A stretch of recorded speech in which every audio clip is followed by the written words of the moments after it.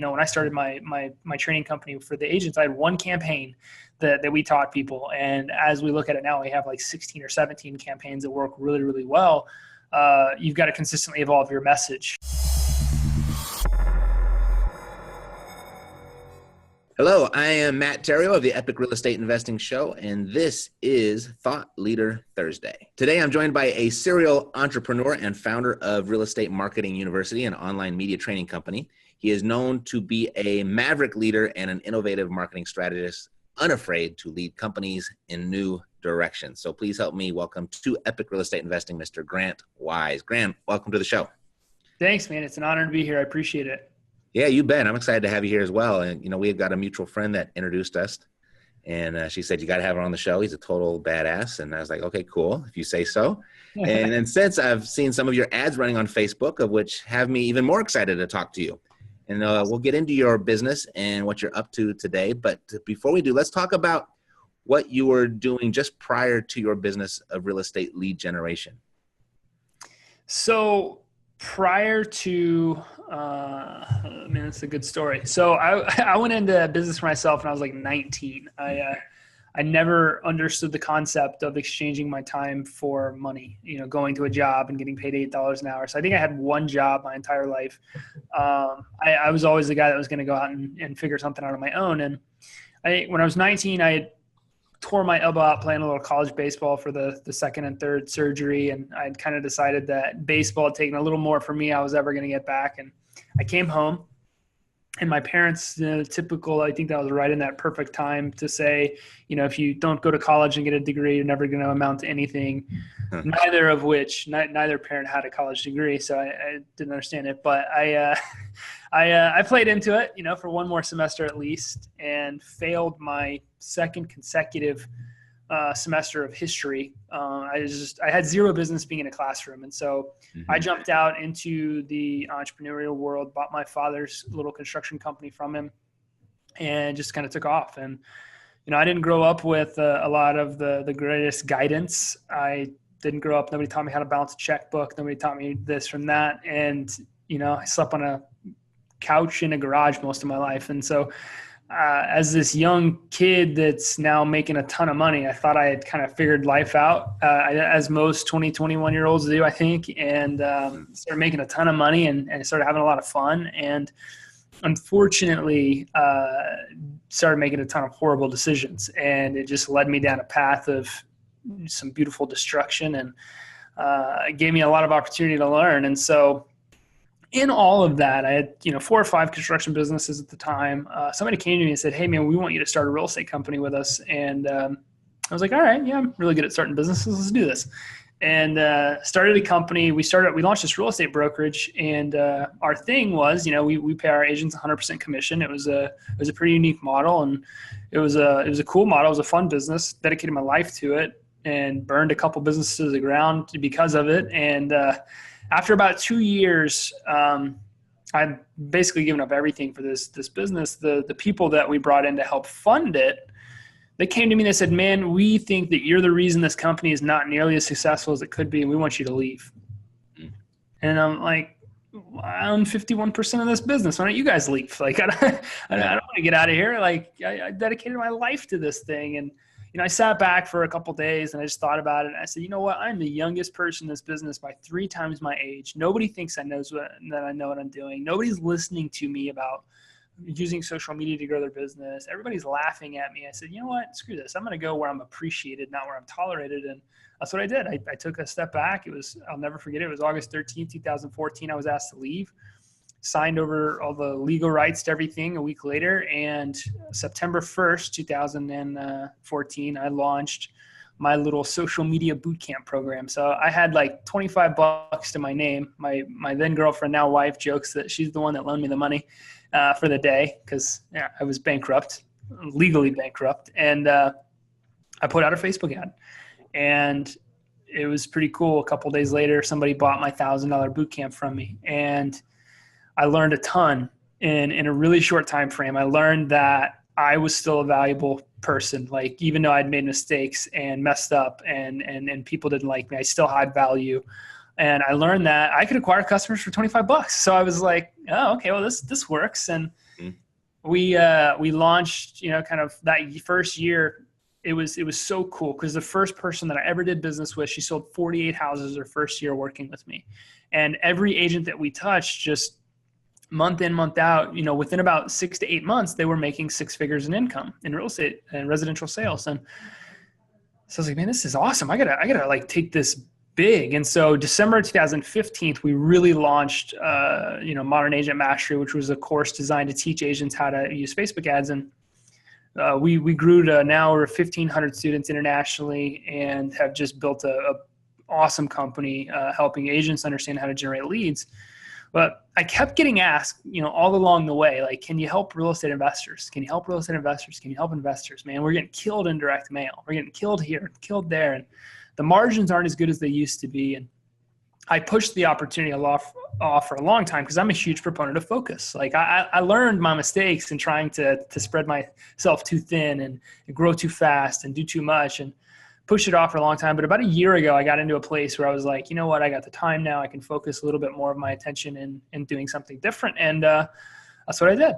We started testing a lot of the different things that investors could do. And after about 2 or 3 months, as cheesy as it sounds, we always say we kind of cracked the code a little bit, and we started generating investor leads, motivated seller leads for around $8 to $12 a lead, and started generating pre-booked motivated seller appointments, which is very sexy, obviously, for anywhere from $20 to $60 an appointment. And it was amazing. So we kind of launched it off and really started doing it full stream. We've helped a ton of investors, but that's kind of how I fell into the world of lead generation and teaching people how to generate leads, and just had a blast and learned a lot, and pumped for where it's headed.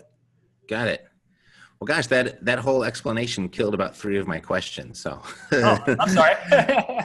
No, that's perfect. We're very efficient around here. Yes. Hey, so I know that you got started working with real estate agents, and you've made a transition and started to pay attention to real estate investors.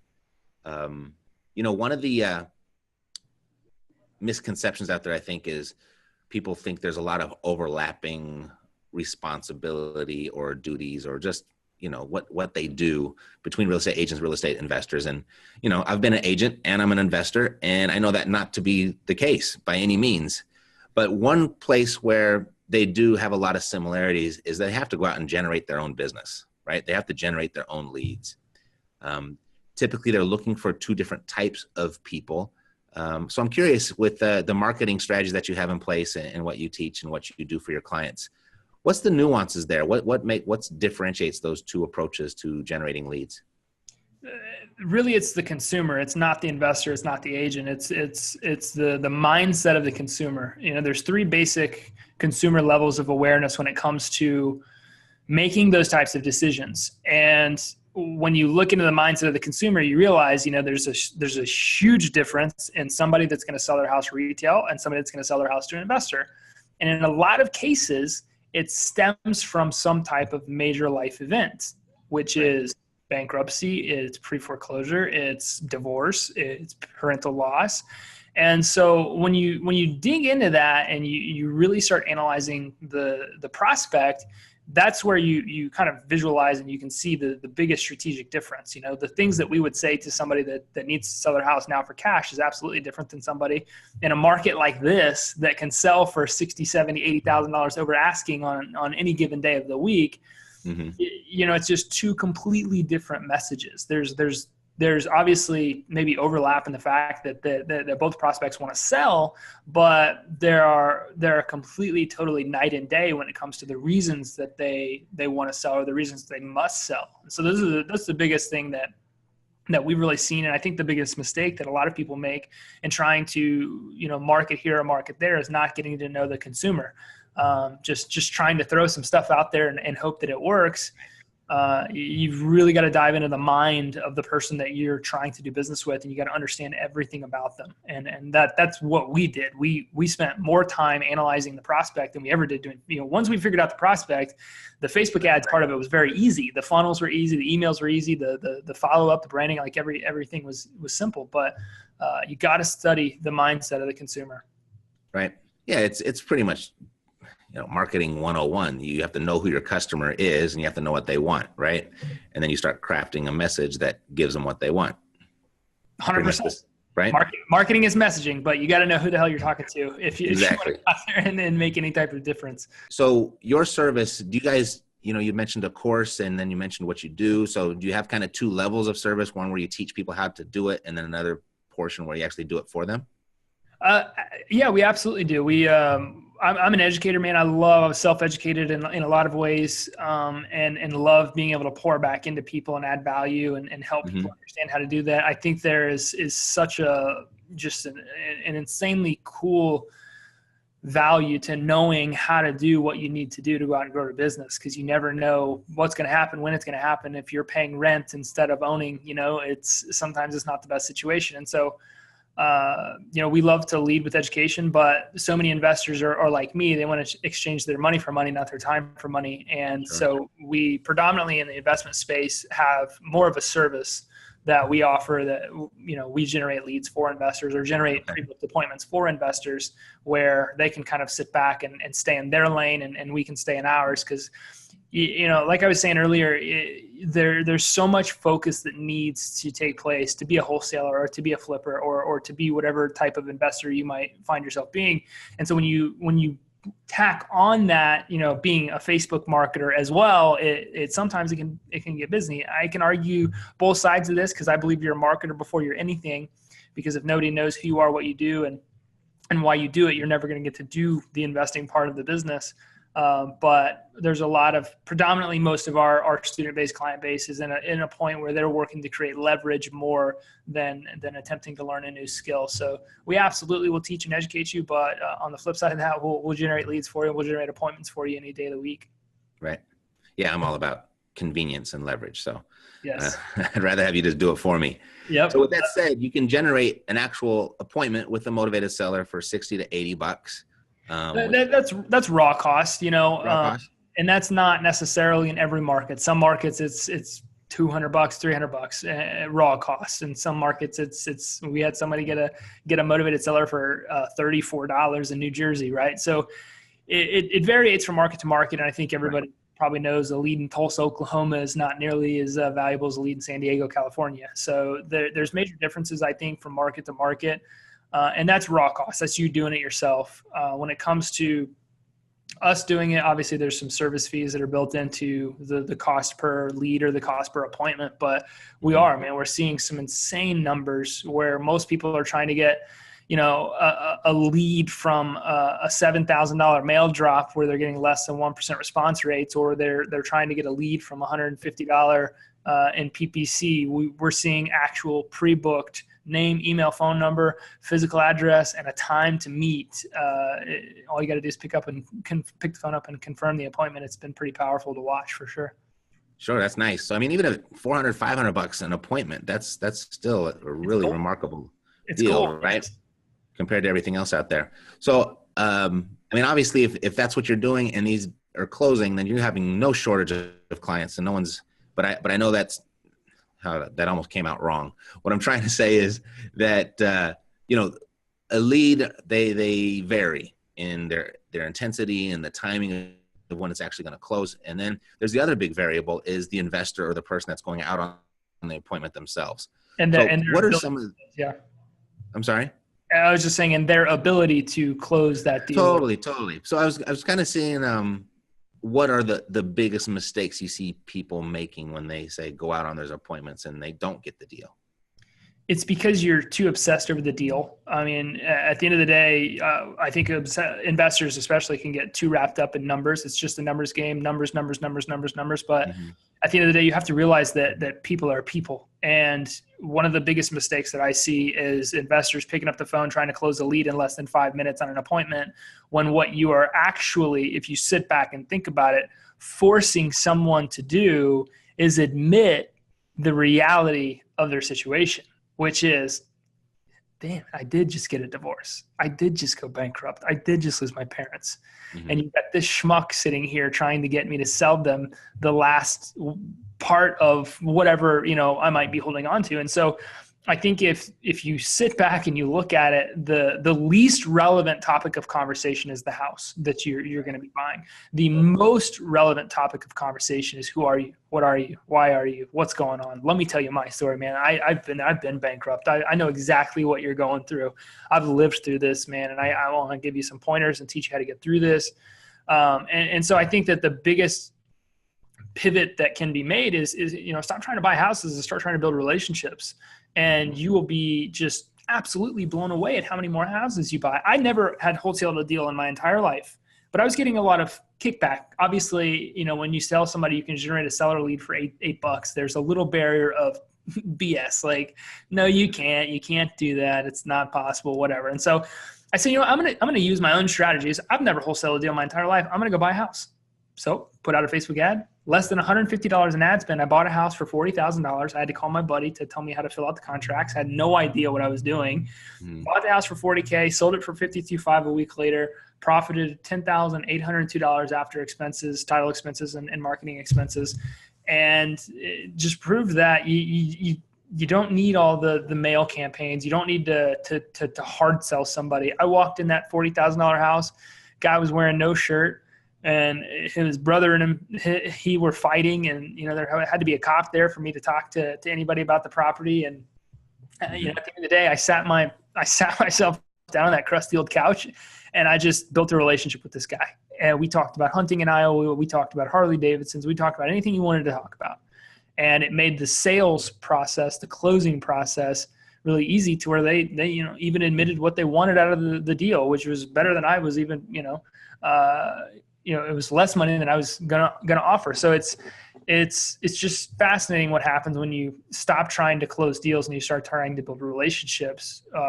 People are people, man, and you got to realize when you jump on the phone, you're asking them to admit that their life's in shambles, and that's the fact. And right. So I think that's the biggest strategic mistake that I see for sure. That's just good old fashioned rapport building. Oh, right? 100%. It's good old stuff that most people have lost, they've lost touch with. Yeah. I've been on a big push lately. That's your people skills is what pays the bills more than anything else in this business. So absolutely. Super. So lead generation, it's always been a big business. People are always willing to pay and looking to pay for convenience and just getting the result. I think with the market moving in the direction, shifting in the way that it's shifting right now, like lead generation is even in greater demand. So there's a lot of competition out there for you and in that circle or that business. What's one piece of bad lead generation advice you see out there that just kind of drives you crazy? I think that the bad lead generation advice that I'm seeing right now is that you need to dial for dollars, and you need to send mail, and you need to do that. And usually when somebody says, hey man, it's not working, what's the proverbial response? Do more of it. Go knock more doors. Go call more people. And even if Facebook ads weren't working the way that they were working for us right now, it's still horrible advice, because when you look at the fact that it's 2018, and if you take a high level investor and somebody knocks on his door, what's he going to do? He's probably not even going to answer the door, right? Mm-hmm. You take an investor who gets cold called every day to sell some product to help his investment business. He's likely not even going to answer the phone. And so you look at the fact that most investors throw away every single shred of junk mail they get in their inbox.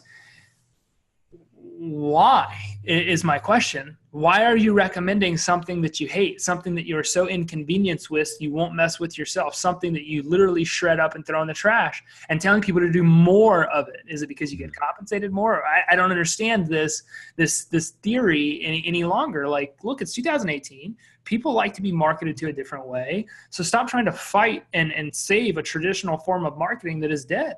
Who on earth can really get that jacked up about a less than 0.00 whatever % response rate on direct mail? It's just absurd to me that somebody can push that kind of advice knowing how much it works. But I believe, and not to knock any investment guy out there, it's just because there haven't been that many more options. Yeah, PPC is great, right, but it's still $150 to $200 a lead.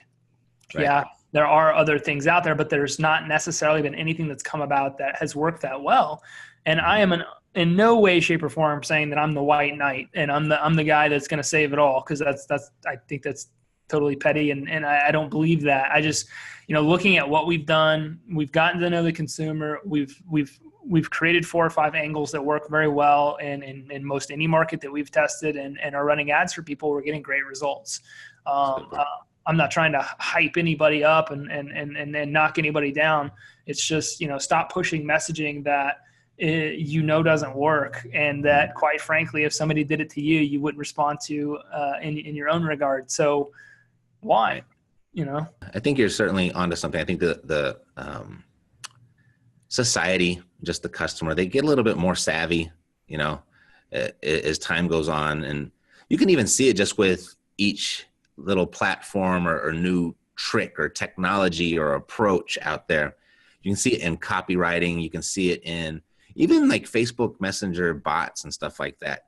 Yep. Like the market or the customer gets smart really, really quickly, and they're getting smarter faster and faster to where you've got this small little window where this one little thing works, right? Yep. And I think you're right with direct mail. I mean, it still works for us, but the response rate certainly is nowhere near what it used to be for us. Right. So I can see that's how marketing products work. I mean, direct mail worked for really good for a long time, but so did TV advertising, right? That's why so many people made so much money on Seinfeld. But at the end of the day, it's the evolution of marketing, the evolution of sales is that you've consistently got to be looking and consistently got to be evolving the way that you do things and the way you do business. And you're right, the consumer does wise up real fast, no pun intended, to what you're marketing to them. It's just the facts. And we try to really pay attention to those types of things, which is why we consistently, when I started my training company for the agents, I had one campaign that we taught people. And as we look at it now, we have like 16 or 17 campaigns that work really, really well. You've got to consistently evolve your message. Right. Because people I think innovation, tracking and measuring, and then evolving and innovating are key to marketing, and always has been. That hasn't changed. Always has been and always will be. It's just 100%. Totally. Cool. Let's get excuse me, Grant. Let's get practical. What's one actionable piece of advice you could give to the audience to start generating more leads for themselves? I think that you've got to understand, if you're going to go off and do this yourself, you just need to educate yourself more so around the prospect and who it is that you want to do business with. I mean, that's just key. And when you understand the intricacies of what somebody's going through, their pains, their struggles, and how you can solve those problems, it gets really, really simple to craft a message to market to those people. But if you pay attention to this one distinct thing, and that is that direct mail campaigns still work to an extent because of the message, because of the offer, because of what you're putting out there. The only thing that's getting hurt in this situation is how many people are actually looking at your direct mail. Okay. The only thing I ever did was took what worked offline and brought it online. And so if you look at your direct mail, how can you take what that says and make a Facebook post out of it? I mean, it's just as simple as that. It's not rocket science. It's just, I'm going to take what that postcard says and I'm going to put that on Facebook and then get really good at targeting. The message is important, but that's been proven time and time again over the last several decades by what's worked offline. Mm-hmm. Take what you're doing offline and bring it online and then target it to the right type of person, whether that is geo-targeting a specific neighborhood, typing in the address and just targeting the neighborhood, or it's targeting a list of probates, which you can upload a list, you can upload tax records, you can upload all that data into Facebook and they'll build audiences for you based on it. Target the right prospect with the right message and you will get interactions. You'll get leads, you'll get likes, you'll get comments, you'll get shares. And if you're just starting out, you've got to interact with all that. Having a good direct marketing campaign in Facebook, great. Having a good dialed in sales process on the back end of that, it's paramount to the success of lead generation in any capacity. If you're going to get somebody that's going to call you from a direct mail campaign, you got to know how to handle that lead. It's no different than Facebook ads. If you get a good lead from Facebook, you still have to know how to handle the situation, what to say and how to build rapport and how to close that person on the relationship and then how to inevitably get that appointment booked. So if you're trying to figure out how could I go out and take what Grant says and apply it, take what's worked offline, okay, craft the same message online, and then B, who do I need to target? Pay attention to the types of things that these types of prospects are searching right now, and they're talking about bankruptcy, divorce, foreclosure. They're more than likely looking at appraisals. They're looking at Zillow, trying to figure out how much their home's worth, what, some estimate sites. Just pay attention, jump into the mind of the consumer. Stop thinking like an investor, think like a consumer, and craft a message that that would resonate and target it to the right person. Cool advice, right on point. I like it. Hey, Grant, we're almost out of time. If someone wanted to reach out to you, what would be the best way for them to do that? Yeah, best way to do that is just go to my website, likegrantwise.com, L-I-K-E grantwise.com. You can connect with me there. You can see about our various programs. Connect with me on Facebook. I would love to meet with you, love to answer your questions, love to interact with you, add value any way that I can. Super. All righty. Well, thanks for being here. Let's do it again. Yeah, thanks, man. Appreciate it. Cool. You bet.